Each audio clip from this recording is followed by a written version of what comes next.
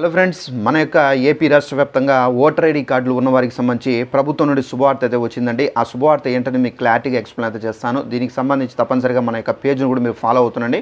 ఆంధ్రప్రదేశ్కి సంబంధించి మన యొక్క తెలుగు రాష్ట్రాలకు సంబంధించి ఎలాంటి అప్డేట్ వచ్చినా మీకు తెలియజేస్తూ ఉంటాను.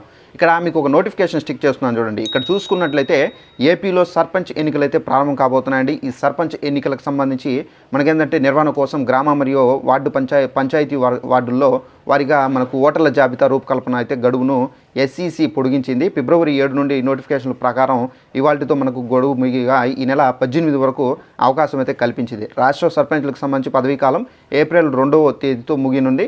అయితే మనకు బీసీలకు 34% రిజర్వేషన్ల కోసం నియమించే ఏకసభ్య కమిషను రావడానికి 3 నెలలు పట్టే అవకాశం అయితే ఉంది. ఇక మనకు రెండవ నోటిఫికేషన్ కూడా అయితే మనకు రావడం అయితే జరిగింది. ఈ నోటిఫికేషన్ మీరు గమనించినట్లయితే ఏపీలో పంచాయతీ ఎన్నికలు మనకు చూసుకున్నట్లయితే ఏప్రిల్ 2వ ముగినగా ప్రత్యేక పాలన విధించాలని చెప్పేసి ప్రభుత్వం యోచిస్తుంది.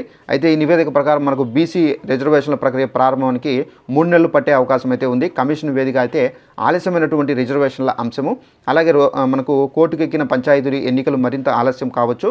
అటు పరిషత్ ఎన్నికల తర్వాతనే మనకు పంచాయతీ నిర్వహించే వాదన అయితే ఉందని చెప్పేసి ఇక్కడైతే చెబుతున్నారు. సో ఫ్రెండ్స్, చూసారు కదా, మనకు పరిషత్ ఎన్నికల తర్వాతే పంచాయతీ ఎన్నికలు అయితే మనకు నిర్వహించే అవకాశం అయితే ఉందండి. సో ఇదండి ఇన్ఫర్మేషన్. ఇలాంటి అప్డేట్స్ కోసం తప్పనిసరిగా మన పేజ్ను ఫాలో అవుతుండండి. ఎలాంటి ఇన్ఫర్మేషన్ వచ్చినా మీకు తెలియజేస్తూ ఉంటాను. Thanks for watching this video. All the best.